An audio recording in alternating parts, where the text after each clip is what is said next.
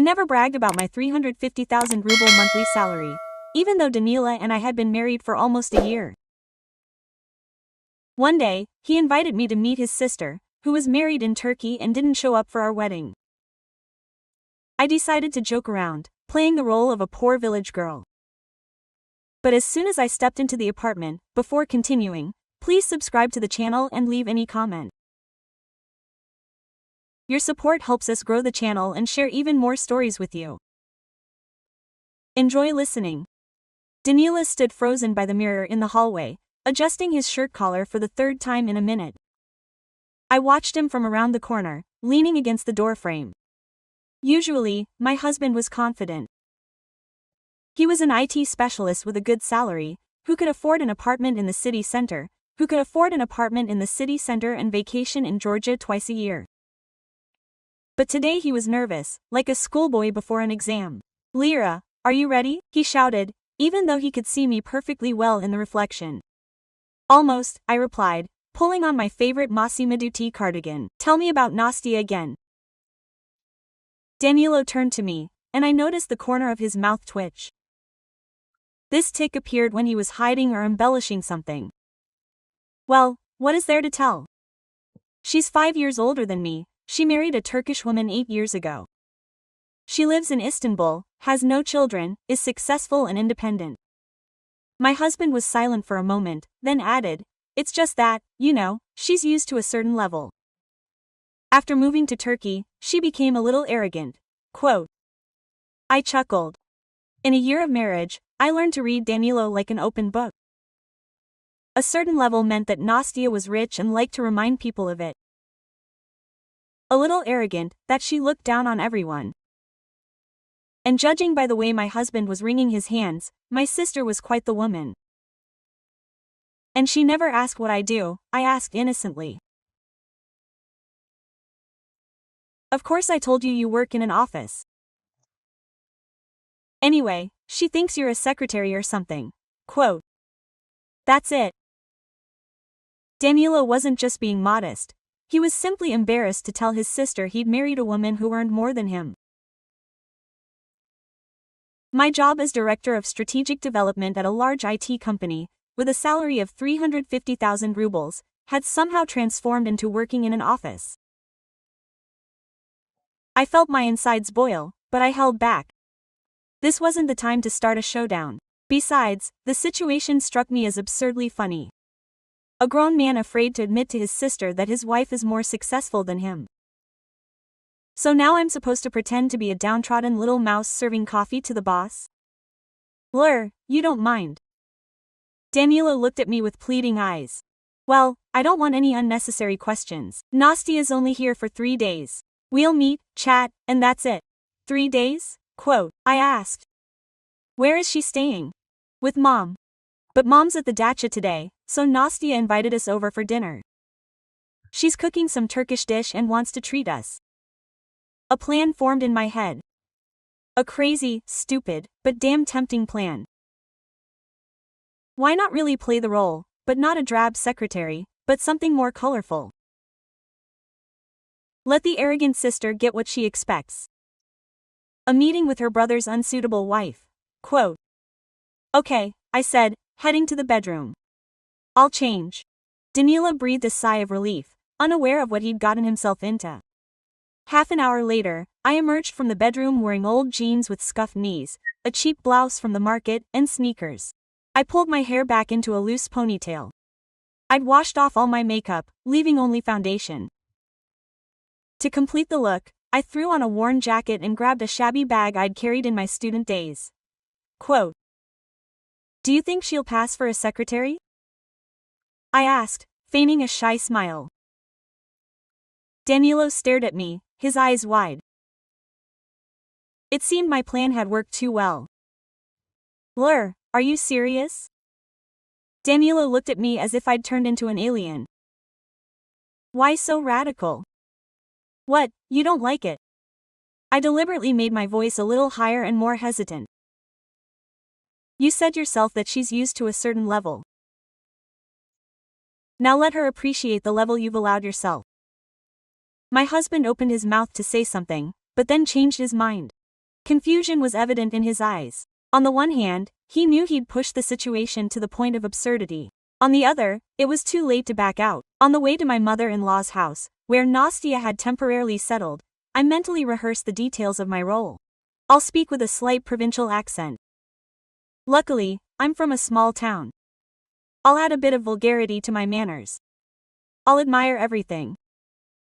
And most importantly, I'll demonstrate complete ignorance in the very matters where my sister would like to show off her erudition. Quote. Listen, Daniela said as we pulled up to the house. Maybe we shouldn't. Nastia's not that scary, she's just peculiar. What does specific mean? I asked, adjusting my ponytail. Well, she thinks she understands people at first glance and loves to guide and give advice, especially about how to live the right way. Excellent. So, I was about to meet a local guru who fancied herself an expert on other people's destinies. So much the more interesting. We went up to the 4th floor. Daniela rang the bell, and a few seconds later the door swung open. Nastia was exactly how I'd imagined her. Tall, fit, with perfectly coiffed hair and a manicure that clearly cost a pretty penny. She was wearing a dress that cost at least my monthly salary. I recognized the style from a Turkish designer. I'd seen it on a friend's social media account, but the important thing wasn't the clothes, it was her facial expression. Nastia looked me up and down. I saw something between disappointment and malicious satisfaction flicker in her eyes. Quote. Danielka, she exclaimed, hugging her brother. Finally. And that means it's your lira. She extended her hand to me as if doing me an honor. I shook it deliberately, a little harder than necessary, and smiled broadly. Oh, how nice to meet you. Daniela told me so much about you. You're so beautiful, just like a model. Nastia smiled graciously. Thank you, dear. Come in, take off your shoes. I was just cleaning yesterday. The apartment's transformation was astounding. Not the size, but the number of expensive trinkets that literally filled every available space. Turkish rugs, Murano glass vases, porcelain figurines, paintings in gilded frames. It all created the feeling of a museum shop, where you're afraid to knock something over. Quote. Wow! I exclaimed, my eyes wide with enthusiasm. How beautiful it's become here in just one day, like something out of a movie. And is this all from Turkey? Not only that, Nastia answered proudly. This vase is Venetian glass, and the painting is the work of a contemporary Istanbul artist. My husband and I often go to auctions, you know.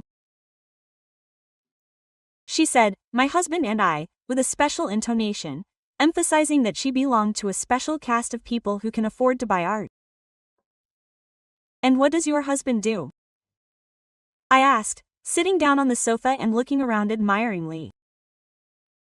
Mehmet owns a chain of hotels in Antalya, Zolовka replied. Her voice held a hint of superiority. Quote. We met when I was vacationing at one of his hotels. Love at first sight, you know. Daniela was sitting next to me, trying hard to feign interest.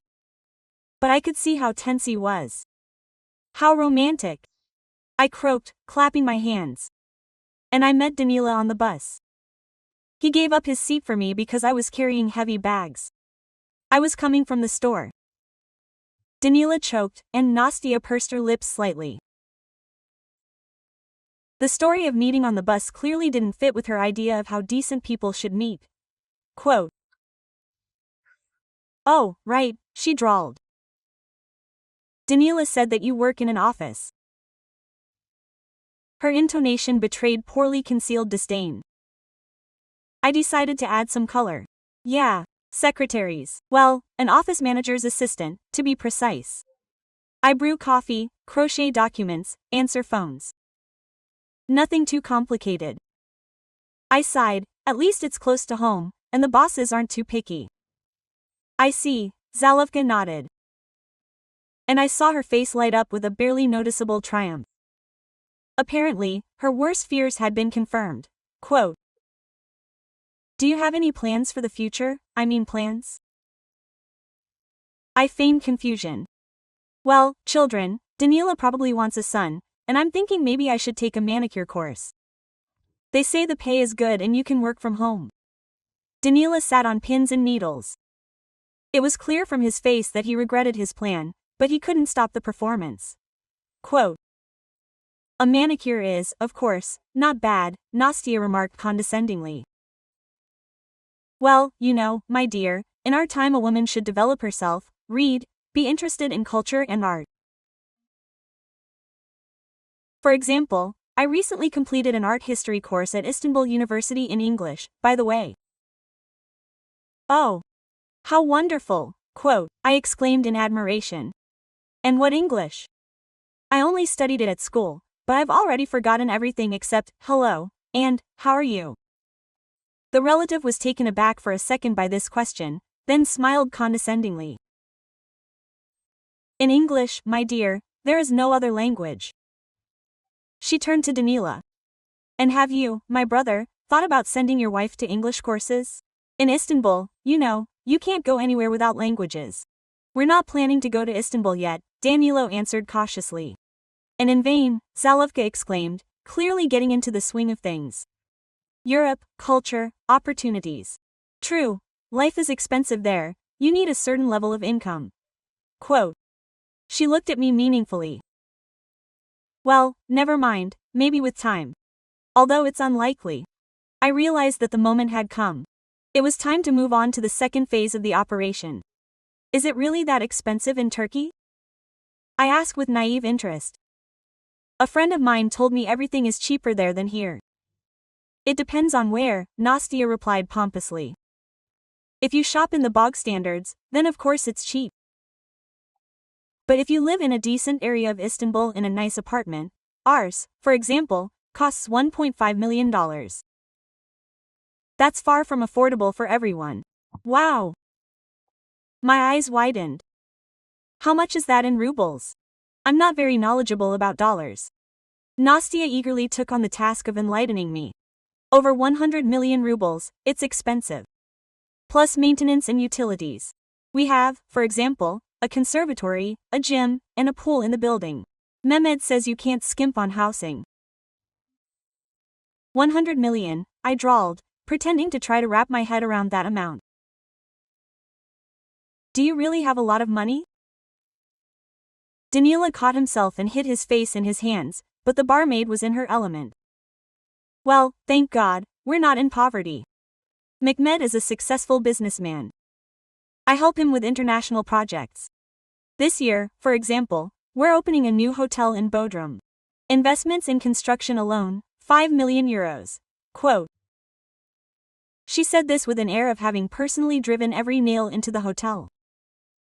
"How interesting," I exclaimed. "Can I ask a stupid question?" "Of course, dear, go ahead. Why do you need so much money?" Quote. Nastia froze with a half smile on her face, clearly not expecting such a question. Danilo raised his head and looked at me with horror. Quote. "Why?" she asked again. Well, I developed my thought, carefully feigning sincere interest. "You said the apartment costs 100 million, and there are only 2 of you. And no children. Why such a big apartment? And why so many hotels? After all, you can live in one place." Nastia's face acquired a slightly confused expression. Apparently, philosophical questions about the meaning of accumulation were not covered in her art history course. Quote. "It's investments, my dear. Capital must work." She was clearly trying to reclaim her role as mentor. "You live from paycheck to paycheck, and we think about the future." "But I don't live from paycheck to paycheck," I objected, with resentment in my voice. "I even have a little saved for a rainy day." "How much is your salary, if it's not a secret?" Nastia asked with a patronizing smile. 25,000, I lied. "But I don't spend it all. I put aside 3,000 last month." 3,000 in a month, Zalevko repeated. and there was a poorly concealed mockery in her voice. Quote, "You know, darling, one of my handbags costs more than your annual salary." She stood up and pulled a small leather handbag from the shelf, clearly a luxury brand. "A Hermes Birkin," she said proudly. 400,000 rubles. "A birthday present from my husband." I picked up the bag and delightedly felt the leather. "Oh, how soft. What's so special about it that it costs so much?" "What do you mean?" Nastya clearly hadn't expected such a question. "It's Hermes, a prestigious brand, quality, exclusivity." "And what does exclusivity mean?" Quote, I persisted. "Is this the only one in the world?" Of course not, but Nastya was starting to get noticeably irritated. "They only make a few of them. You have to be on a waiting list." Quote, "Ah," I said understandingly. "So it's like a new iPhone? Everyone wants one too, but they only make a few at first to sell them for more." Quote, Danila made a pass, trying to hide his smile, and Nastya completely lost her composure. "What does the iPhone have to do with it? It's something completely different. It's art, you know, style, taste." I understand, I nodded. "I also have a tasteful bag. I bought it for 1,500, but it's very beautiful and fits more in it than this one." Quote, Nastya grabbed the bag from my hands, as if I could ruin it with one touch. "Lyra, darling," she began in a harsher tone. "You don't understand the difference between things. There is a level, there is status. When you wear Hermes, people perceive you differently. They treat you with respect." Quote, I said thoughtfully. "And if a person is bad, but he has an expensive bag, he will still be respected. What difference does it make whether he is bad or, are you good?" Nastya flared up. "It's about something else. About how to present yourself in society." "And why present yourself?" I was genuinely surprised. I thought it was better to just be a good person. At that moment my phone rang. The number of our company's CEO appeared on the screen. I hung up. Now wasn't the best time for work conversations. Quote, "Sorry," I said. "It's the boss, but I'm not at work. Let them call tomorrow." "How come you don't pick up the phone from the boss?" Nastya was horrified. "You could get fired." "For what?" Quote, I asked in surprise. The workday was over. "Our employment contract says I'm not required to answer calls after 6. "In the employment contract?" Nastya asked again. "Are you a lawyer?" "No, but I read the documents I signed." "Don't you?" Quote. Nastya looked at me silently for a few seconds, apparently processing my words. Then, with a sly smile, she said, "Well, yes, of course.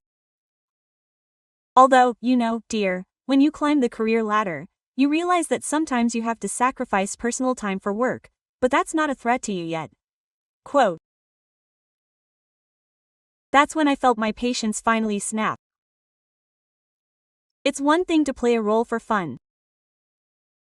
Another is to listen to a condescending lecture from a man who considers her husband's money to be her own merit. "You know what, Nastya?" I said, abruptly changing my tone and removing the provincial intonations from my voice. "Let's talk frankly." Danila tensed, sensing the change in my mood. "You spent the whole evening telling me about how much money you have, about your 100 million apartment, your 400,000 handbag, about your husband's hotels. And you know what, I realized that apart from the prices, you told me absolutely nothing." "I don't understand what you're talking about," Zolовku frowned. "And I'll explain.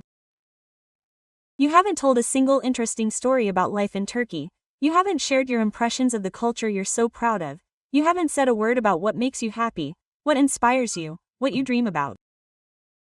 Only prices, prices, prices." Nastya sat up in her chair. "Listen, girl, no, listen to me," I interrupted. "You wanted to lecture me about life, but you live off other people's money and other people's achievements. Your husband's hotels, your husband's money, even your husband's apartment.